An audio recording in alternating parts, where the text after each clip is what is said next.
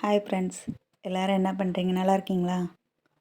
நான் இன்றைக்கி பார்த்தீங்கன்னா 3 சாதா ப்ளவுஸு கட் பண்ணி வச்சது, அதை ஸ்டிச் பண்ணிக்கிட்டு இருக்கேன்.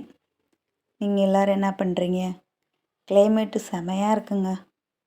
நல்லா ஒரு மாதிரி மழை வர மாதிரி. ஆனால் மழை இன்றைக்கி இல்லை. நேற்று மழை இருந்தது, இன்றைக்கி மழை இல்லை. நல்லாயிருக்கு கிளைமேட்டு. உங்கள் ஊரில் எல்லாம் எப்படி இருக்குன்னு சொல்லுங்கள். நான் எப்போ டெய்லரிங் கற்றுக்கிட்டேன்னா 9th லீவ்லேயே கற்றுக்கிட்டேங்க. ஒரு 2 மாதம் போனேன், அவ்வளோதான். திரும்ப போகலை.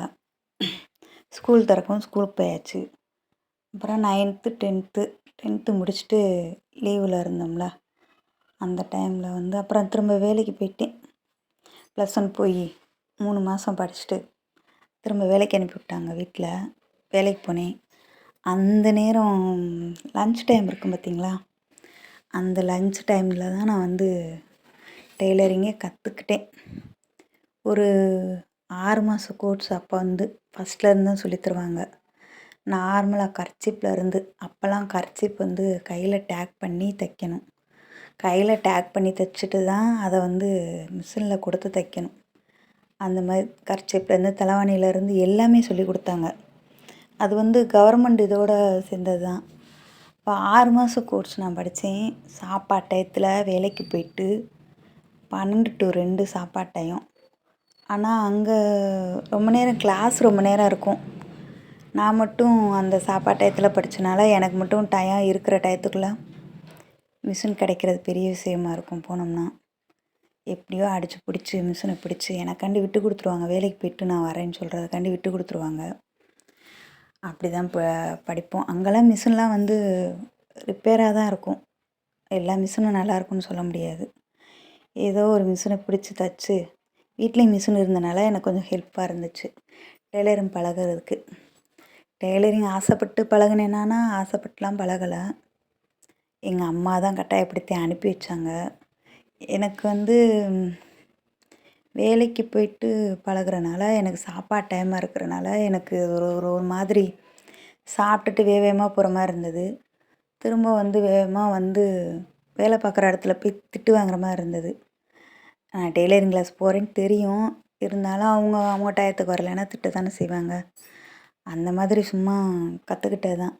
அப்புறம் எனக்கு ப்ளவுஸ்லாம் நானே தான் ஸ்டிச் பண்ணுவேன். எனக்கு எங்கள் அம்மாவுக்கு பழகினதுக்கப்புறம் வெளியே யார்கிட்டையுமே கொடுக்கவே இல்லை. பழகினதுலேருந்து அம்மாவுக்கும் எனக்கும் நான் ஸ்டிச் பண்ணுவேன். யாராவது தைக்க கொடுத்தாங்கன்னா பழகுறேன்னு தெரிஞ்சாலும் அவங்ககிட்ட சொல்லிட்டு தான் வாங்குவேன். ஆனால் அப்போ காசு கம்மியாக தான் வாங்குவோம்.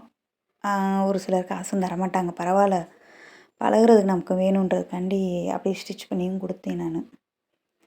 அப்படி கொஞ்சம் கொஞ்சமாக கற்றுக்கிட்டது தான். என்னத்தையும் அரைகுறையாக கற்றுக்கிட்டது தான். அப்போல்லாம் ரொம்ப தெளிவாலாம் கற்றுக்கல.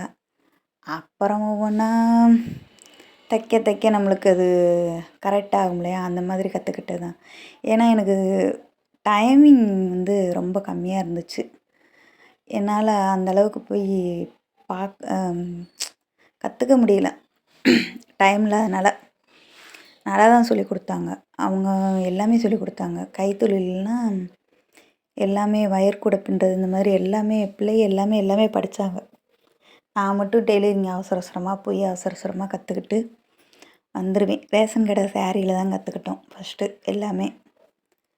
அப்புறம் வர ஒவ்வொன்றா அதுக்கேற்ற மாதிரி வீட்டில் இருக்கிற துணியை வச்சு துணியெல்லாம் எடுத்துமே கற்றுக்கல.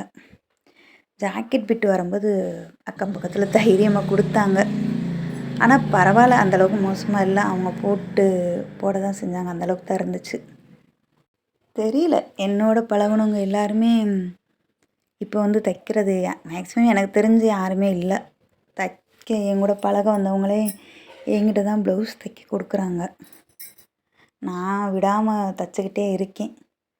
சோர்ந்து விடலை. நம்ம தப்பாக இருந்தாலும் சரி, சரியாக இருந்தாலும் சரி, எனக்கு நான் ப்ளவுஸ் தைச்சிக்கிட்டே தான் இருந்தேன். அப்புறம் மேரேஜ் ஆனதுக்கப்புறம் மேரேஜ் ஆகி வந்த இடத்துல கொஞ்சம் ப்ளவுஸ் தைக்கிறதுக்கு இதாச்சு. அப்புறம் அப்படியே கொஞ்சம் கொஞ்சமாக சரியாயிடுச்சு. ப்ளவுஸ் தைக்க வர ஆரம்பிச்சிருச்சு. படிக்கணுன்னு தான் நிறைய ஆசை. ஆனால் வீட்டில் படிக்க வைக்கலை, அவ்வளோதான்.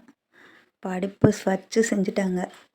சரி, ஏதோ இதையாவது வேணான்னு சொன்னதுக்கு இதையாவது கற்றுக் கொடுத்தாங்க. அப்போ கற்றுக்கல ஆசைப்பட்டு. ஆனால் இப்போ எனக்கு இது எவ்வளோ பெரிய ஹெல்ப் பண்ணுது. என்னோடய செலவுக்கு, வீட்டு செலவுக்கு ரொம்ப ஹெல்ப்பாக இருக்குது.